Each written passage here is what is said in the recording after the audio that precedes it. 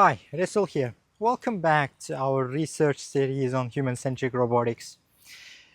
In this series, we are exploring the uncharted, wild, steppe lands of robotics, where robots are designed to work alongside humans, with humans, and for humans.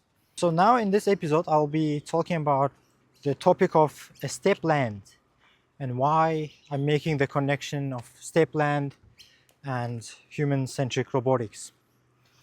So in this episode, I will explain the reasons why I call it as a steppe land instead of calling it as a mountain landscape or a valley or any other landscapes. Actually, let's go this way. This week is the first week of May 2025, and I'm coming to you from Nielsen Park, where I'll be heading towards the Nielsen Park today. And along the way, I will be explaining you why I call human-centric robotics as a uncharted steppe lands of robotics. My favorite landscape is a steppe land, and I was grown up on the steppe. So the thing about the steppe is that you can see the horizon horizontally rather than just a vertical view. That gives you an advantage towards exploring. And steppe lands gives that the mindset of going horizontally rather than just vertically in depth.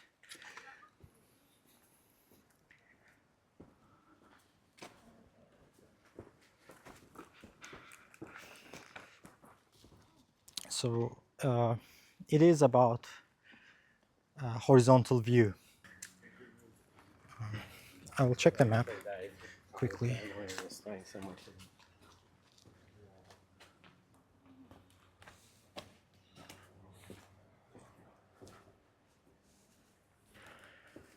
What a nice, cute place. Okay, let me check the map. Otherwise, I'm getting lost here.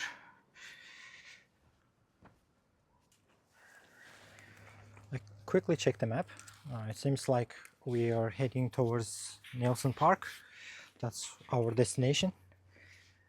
So that's where we're heading while walking this way. Okay, so why I'm calling it a steppe land? Not because I just grown up on steppe, but before giving the direct answer of why I'm calling it as a steppe lands of robotics, I'll be explaining why I'm not calling it as a mountains or valleys. Well, let's think of the valley. What is a valley? Where in the valleys you have that edges which gives that the feeling of safety, predictability, and security. We can make a connection with the valley with industrial robots, where they are predictable, they are safe as long as you apply the rules, and they are boxed in. They can't move, they can't adapt to new conditions. Every time you want to change something, you have to reprogram the robot to be applicable for a new task.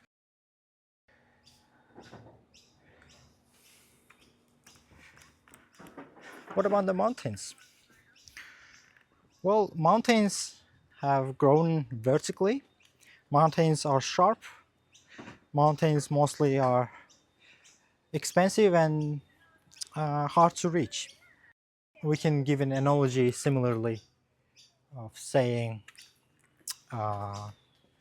like artificial general intelligence, AGI, could be an analogy for a mountain landscape, or a super intelligent robotics, which is like in the movies, it will make a headlines of the movie in the newspapers, but in reality, it's pretty much unrealistic, I would say. We won't be seeing Terminators nowadays. It is just unrealistic, expensive, and very hyped region. Well, Therefore, I'm not making an analogy of a mountain analogy for human-centric robotics. I'll be back. It's Sydney Harbour National Park.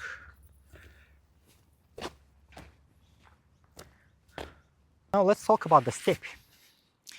In the steppe land, it is wild, it is unpredictable, it is horizontal. Therefore, it is basically calling for exploration. What human-centric robotics tells us is that to be more real, like your grandma wants to have a tea, then you call a robot, then the robot brings you a tea. In a human-centric manner, a robot is satisfying your functional need.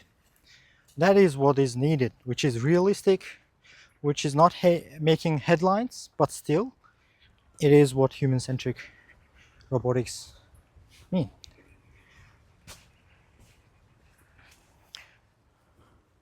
I don't know where I'm heading. It seems like private property.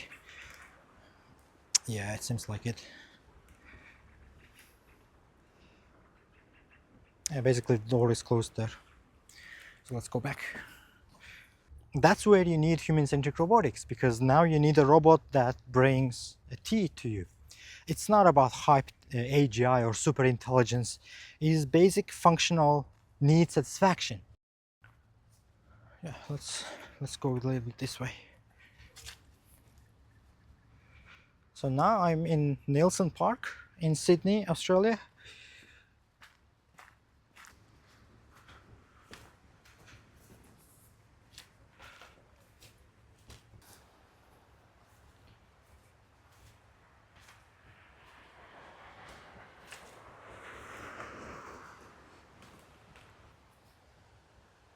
Oh, actually, let's go that way. I think I can go a little closer to that region. Yeah, so in this human-centric robotics, the Steppe Lands of robotics, we will be designing robots that help grandma with her functional need satisfaction, as well as emotional and societal need.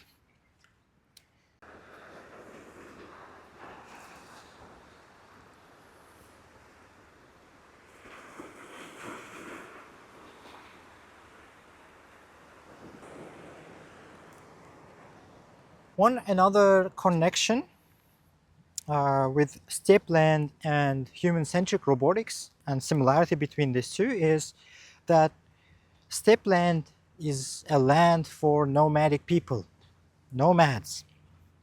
And what they do, they are not fighting with each other for the land and exploiting the land. They are working with the land. Nomads work with the land, collaborate together, and live peaceful wild life.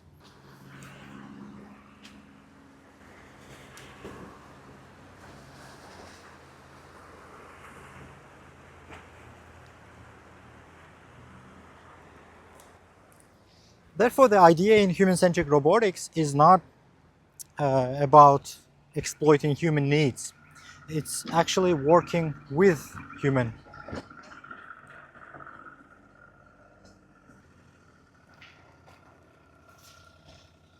In human-centric robotics, there will be robots designed to work alongside humans, for humans, and similarly in Steppe Land, nomads were living and working together with the nature.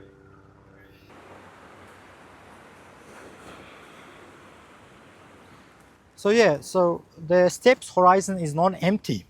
It is full of adventure and exploration requirement. What do I mean by horizon and exploration is that, as you know, the horizon is a horizontal line. And horizontal meaning that exploring, spreading out rather than being vertical, which is digging in. Which means that spreading out is actually about looking from different perspectives and different disciplines. Meaning that human-centric robotics is not just engineering perspective, engineering solution. It is actually multidisciplinary perspective. We'll be exploring the field with important questions, such as how do we make robots as partners rather than merely tools? Or how the question of how do we make robots that can collaborate with a human towards the shared goal?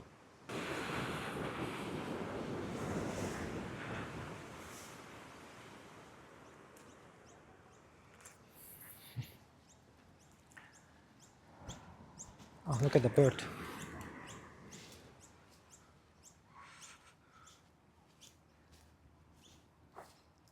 One other thing that is fundamental on the steppe land is that the horses. People need horses to explore the land, to go for wilderness. Similarly, in human-centric robotics, one application, for example, designing medical robots. In that case, robots will have to collaborate, work together with the doctors. It's not about replacing a doctor, or it's not about completely ignoring a doctor. But in that sense of human-centric robotics, that example of robots in medical applications, robots will look at doctors as a source of information. Similarly, the horse looks at a human, collaborates with a human to explore the land on the steppe by looking at a human as a source of information.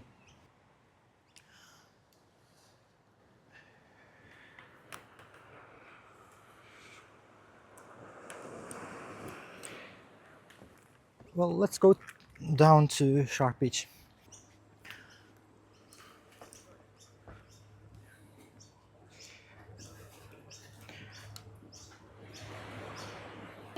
Let me walk up.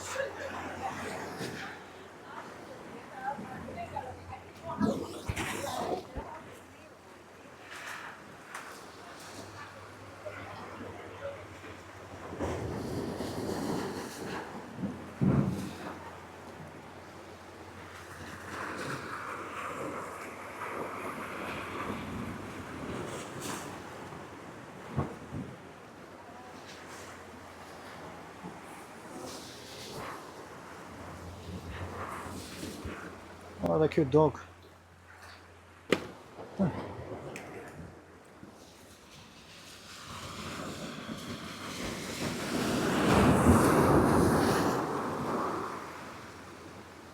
me walk this way.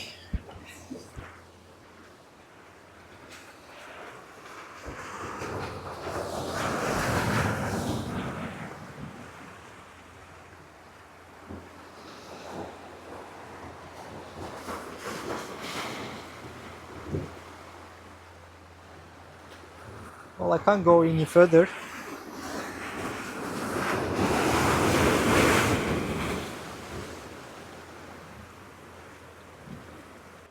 Thank you.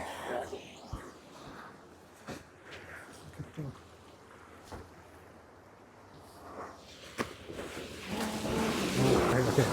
I'm leaving. Okay, all right, all right.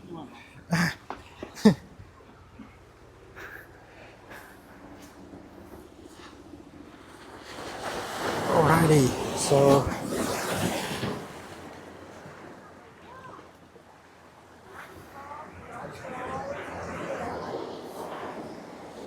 yeah, so that's it from this video, this episode today.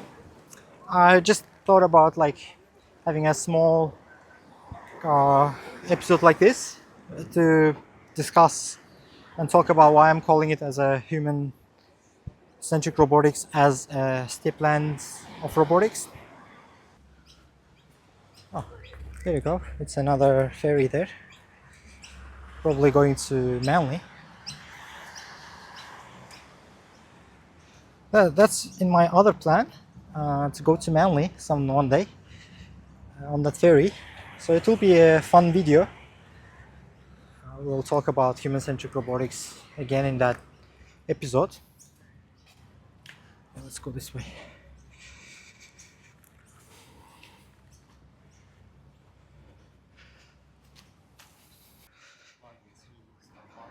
Yeah, so human-centric robotics is not about super intelligent AI, super intelligent, super capable robots. It's about solving real problems, collaborating, adapting to humans, and making personalized decisions instead of repeating the same thing over and over again, such as in industrial robots. Therefore, Steppe Lands is about adapting to nature. Steppe Land is about exploring the wilderness. Steppe Land is about collaborating with the nature.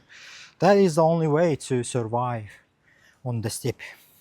So that example from the OpenAI introducing that history element to their software is a great example because that is what is needed in human-centric robotics: the history tracking, the memory, track the memory and record to get a more personalized feedback to the user. So that's it from this video. I hope you enjoyed it, and we'll be doing more of series in the future as we explore the Steppe Land and go forward. Hopefully we will enjoy on the way of exploring the Steppe Land. And I will see you in the next video then. Bye for now.